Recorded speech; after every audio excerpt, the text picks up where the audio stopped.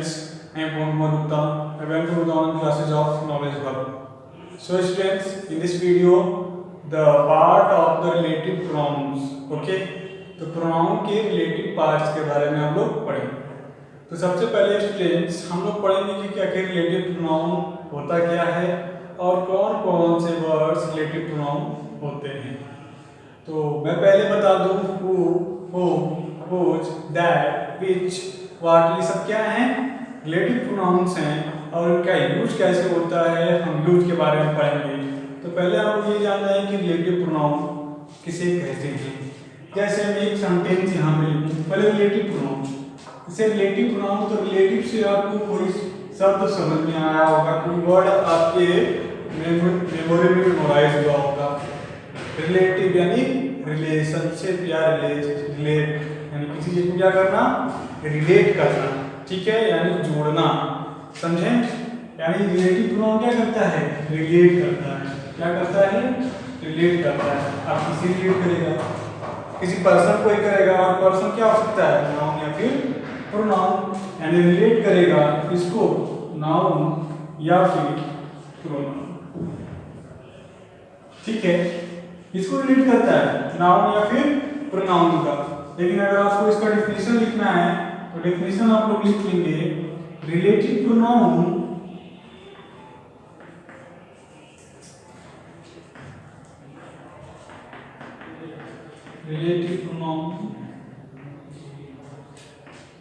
word is a word that relate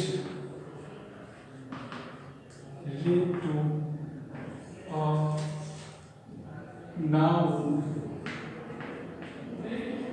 or person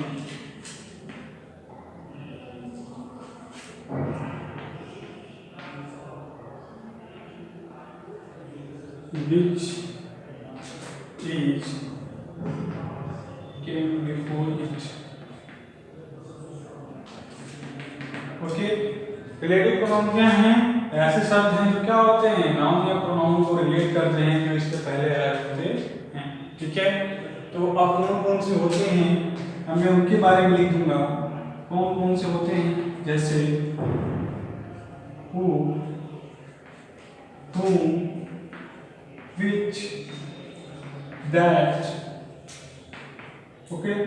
मैं relative pronoun बहुत होते हैं, बस मैं इतना लिख रहा हूँ आपको समझाने के लिए। जो हु होता है ये किस फॉर्म में यूज होता है, सब्जेक्टिव फॉर्म में। होम क्या होता है, ऑब्जेक्टिव फॉर्म में।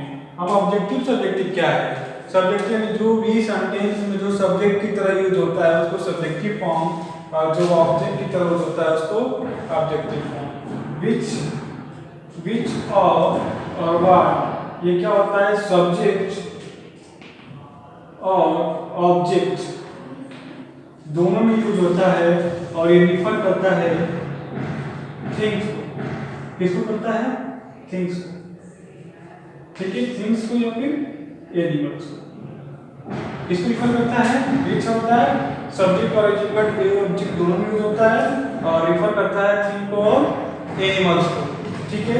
अब नेक्स्ट आता है हूज आता है, ठीक है। अब हूज क्या होता है, हूज जो है ये आपका सब्जेक्टिव केस हो गया, ये आपका ऑब्जेक्टिव केस हो गया, ये होता है आपका पॉजेसिव केस। यानी अपना क्या दिखाता है, ये पॉजेसिव दिखाता है, पॉजेशन निकाल दिखाता है, ठीक है, पॉजेसिव केस। तो हम लोगों ने कितना देखा, हु, व्हिच, दैट और हूज, ठीक है। अब मैं आप इसको लिख सकते हैं। नेक्स्ट में आपको कुछ एग्जांपल्स लेके मैं आपको समझाने की कोशिश करूंगा कि आखिर हम लोग कहाँ पे विच का यूज करते हैं, कहाँ पे हूम पे, कहाँ का हु, और कहाँ पे दैट और कहाँ पे हूज, ठीक है। चलिए, जैसे मैं एक सेंटेंस यहाँ लिखूं,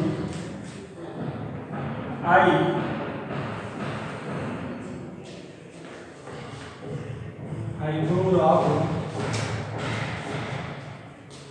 back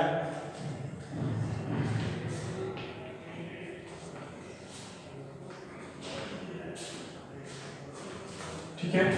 मैंने यहाँ पे एक सेंटेंस लिखा, I know Rahul broke the pen, यहाँ पे आप सेंटेंस में मुझे पहला अगर हु और दूसरा ऑप्शन अगर whom दे दिया जाए तो यहाँ पे मैं क्या फिल करूँगा? पहली बात, जो हु होता है और whom होता है, हु आपका सब्जेक्टिव फॉर्म में यूज होता है, क्यों? और whom आपका होता है ऑब्जेक्टिव फॉर्म। ठीक है, नेक्स्ट तो आप यहाँ पे सब्जेक्टिव फॉर्म आएगा कि ऑब्जेक्टिव फॉर्म आएगा, और दोनों का सेम होता है। तो मैं आपको बता रहा हूँ, देखिए सेंटेंस को पढ़ेंगे। I knew Rahul broke the pen. पहली बात, ये दोनों क्या करते हैं? किसी नाउन या प्रोनाउन को रिफर करें, किसी नाउन या प्रोनाउन को रिलेट करते हैं यानी जोड़ते हैं। तो इसके पहले क्या आया? राहुल। राहुल क्या है? एक नेम है, पर्सन है, पर्सन को रिलेट कर रहा है, जो कि क्या है? नाउन है। किससे रिलेट कर रहा है इसको? तो इससे क्या कर रहा है? रिलेट कर रहा है यानी जोड़ रहा है। तो यहाँ पे ब्रोक द पेयर, यहाँ पे जो इसको मैं इरेज कर दे रहा हूँ समझाने के लिए, ठीक है?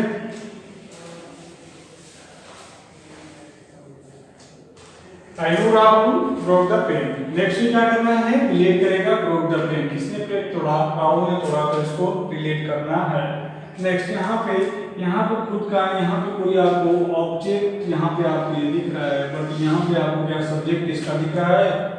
इसका सब्जेक्ट आपको नहीं दिख रहा है, यहाँ पे इसका वर्ब आपको दिख रहा है। अच्छा यहाँ बताइए, यहाँ क्या है? सब्जेक्ट है, और ये क्या है? यहाँ पे एक ऑब्जेक्ट है, और ये क्या है? यहाँ का एक, यहाँ पे वर्ब है, सॉरी ये वर्ब है, और ये क्या है? आपका ऑब्जेक्ट है। और यहाँ पे क्या है? ये वर्ब है, और ये क्या है? ऑब्जेक्ट। क्यों?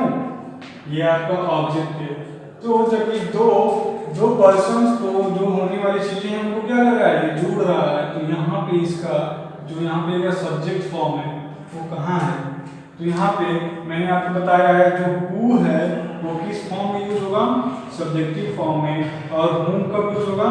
आपका ऑब्जेक्टिव फॉर्म में। तो यहाँ पे बताइए, यहाँ पे सब्जेक्ट की जरूरत है कि ऑब्जेक्ट की जरूरत है? क्योंकि यहाँ पे पहले से ही वर्ब है और ऑब्जेक्ट भी है, तो यहाँ पे जरूरत किसकी है? सब्जेक्ट की जरूरत है। सब्जेक्ट की जगह क्या हो जाएगा यहाँ पे? ठीक है। अब सेंटेंस को हम पढ़ते हैं।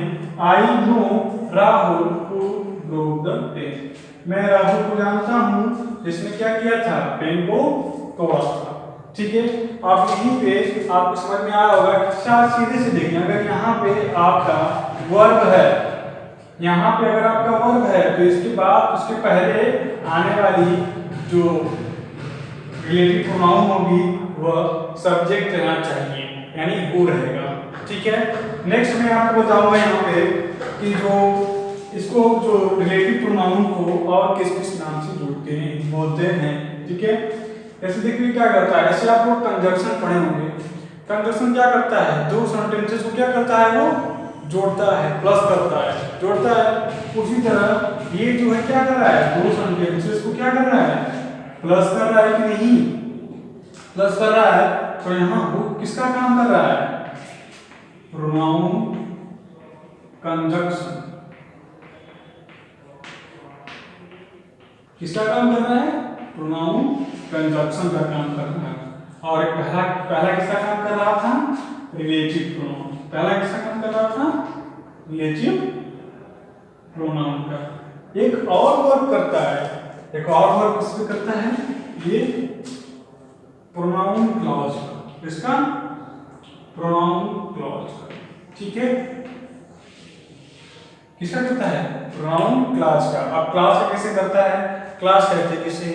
क्लॉज क्या होता है? किसी भी सेंटेंस में जिसके अपना खुद का वर्ब हो और ऑब्जेक्ट हो और मीनिंगफुल सेंस पूरी तरीके से सेंटेंस के अनुसार दे, उसको क्या बोलते हैं? क्लॉज बोलते हैं। और यहाँ पे ये सेंटेंस कर रहा है, यानी जब ये आ जाएगा यहाँ पे तो ये पूरी तरह क्लॉज का काम कर रहा है, तो इसको हम प्रोनाउन क्लॉज भी कहेंगे, प्रोनाउन कंजक्शन भी बोलेंगे, और रिलेटिव प्रोनाउन। इनको तीन नामों से हम बता सकते हैं। ठीक है। अब नेक्स्ट में कुछ चीजें आपको और बताना चाहूंगा, ये मैं इरेज कर दे रहा हूँ। ठीक है। जो कुछ काफी अच्छी चीजें हैं, इसमें पूरे इरेज कर दे रहा हूँ। सेंटेंस को लिख के मैं आपको फिर से समझा रहा हूँ।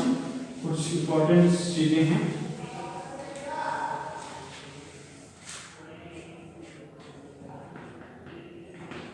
जैसे लिखा मैंने, आई नो राहुल हु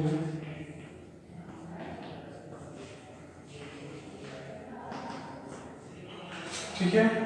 अब यहाँ पे जो हु है आप कहेंगे सर यहाँ भी सब्जेक्ट है, यहाँ भी आपका सब्जेक्ट फॉर्म में ये भी आ गया, तो यहाँ पे जो राहुल है, यहाँ पे जो चीजें हैं ये किस काम में काम करती हैं? एंटीसीडेंट। किस काम से? एंटीसीडेंट। एंटीसीडेंट को कहते हैं, यानी पूर्ववर्ती, यानी सब्जेक्ट के पहले जो वाक्य होते हैं उनको एंटीसीडेंट बोलते हैं। ठीक है, एंटीसीडेंट वो होते हैं जिनका, जैसे यहाँ पे सब्जेक्ट है तो सब्जेक्ट के पहले जो ये नाउन आया है इनको हम क्या बोलेंगे? एंटीसीडेंट बोलेंगे। एंटीसीडेंट। ठीक है, अगर यहाँ पे एंटीसीडेंट नहीं होता है तो हम क्या यूज करते हैं? जैसे सेंटेंस में क्या आपका प्लस हो जाता है? एवो। ठीक है, अगर सेंटेंस में एंटीसीडेंट नहीं होगा तो हम लोग उसकी जगह क्या यूज कर देते हैं? जैसे यहाँ पे एंटीसीडेंट में आपको आइडेंटिफाई कर रहा है कि निश्चित बता रहा है कि वो कौन था? राहुल ही था। लेकिन अगर यहीं पे राहुल ना रहे, ठीक है, अगर मैं यहाँ पे इरेज कर दूं, ठीक है, अगर मैं राहुल को हटा दूं, ठीक है, I know who broke the pen. I know, यहाँ पे ऑब्जेक्ट का आपका पता नहीं है, बस आपको यहाँ पे वर्ब मिला है और आपको क्या मिला है? सब्जेक्ट मिला है। ठीक है, आप I know broke the pen को पता नहीं, तो यहाँ पे इसका एंटीसीडेंट आपको दिखाई दे रहा है, एंटीसीडेंट आपका नहीं है, तो उसके साथ क्या यूज होता है? एवो। जैसे हो जाएगा who ever, whom ever, which ever। ठीक है, दैट एवर, जैसे पूरे रिलेटिव प्रोनाउन में उसके लास्ट में क्या हो जाएगा? एवर। एवर क्या हो जाएंगे? प्लस के टाइम जुड़ जाएंगे। ठीक है, अगर ये कब होगा? जब इसकी एंटीसीडेंट मुझे पता नहीं होंगे। इसका मतलब होगा whoever, जो कोई भी ने पेन तोड़ा है मुझे उसको पता है, या फिर whomever, या मतलब ये किसी को भी बताने के लिए किया जाता है, इंडिकेट करने के लिए। ठीक है, तो यहाँ पे एंटीसीडेंट के बारे में आप लोगों ने पढ़ लिया। ठीक है, एंटीसीडेंट क्या होते हैं, हु का यूज कब होगा और whom का यूज कब होगा। और मैं कुछ एग्जांपल यहाँ पे आपको राइट कर देता हूँ ब्लैक बोर्ड पे, और आप लोग उसको करने की कोशिश कीजिए। ठीक है, सब एग्जांपल यहाँ पे लिख दे रहा हूँ।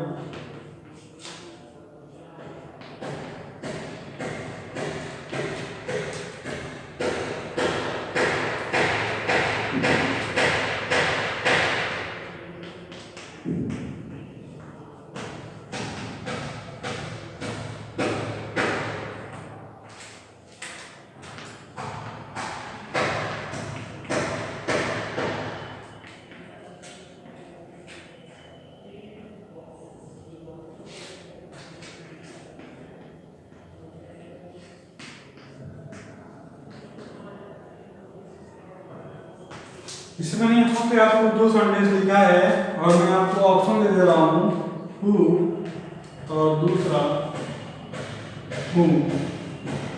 ठीक है, मैं आपको समय दे रहा हूँ, फिल करके देखिए, आप देखिए कि आप सही कर रहे हैं कि नहीं सही कर रहे हैं। ठीक है, इसके बाद मैं आपको बता रहा हूँ। ठीक है,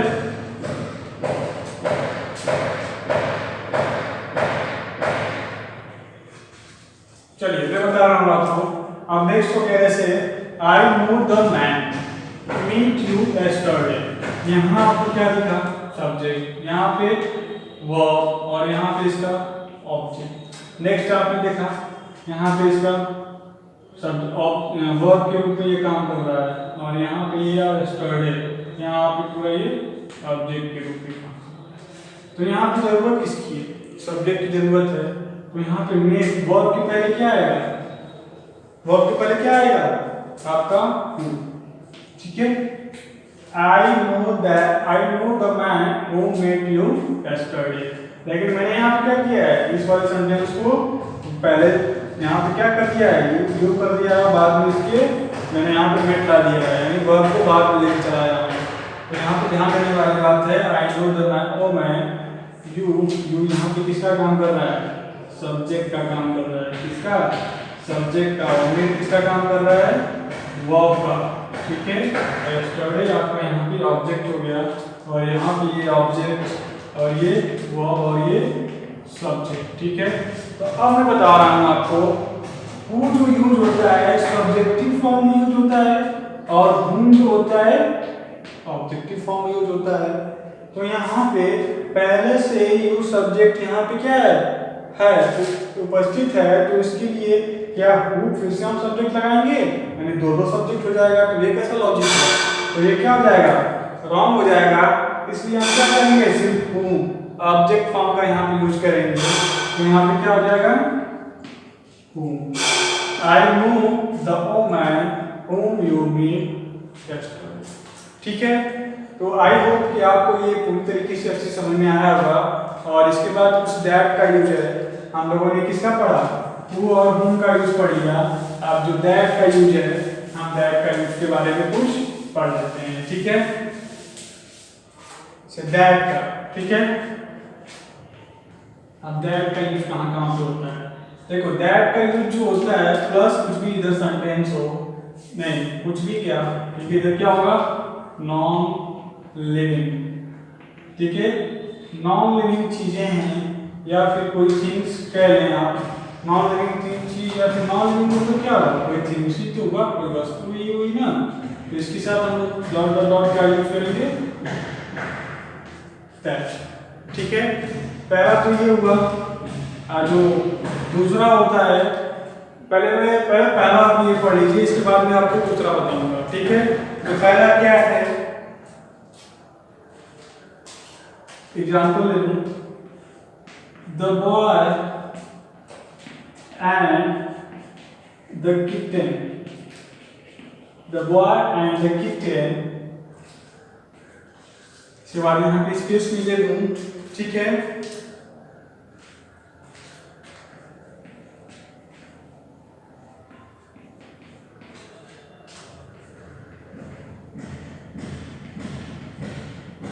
so मैंने यहाँ पे क्या? The boy and the kitten you have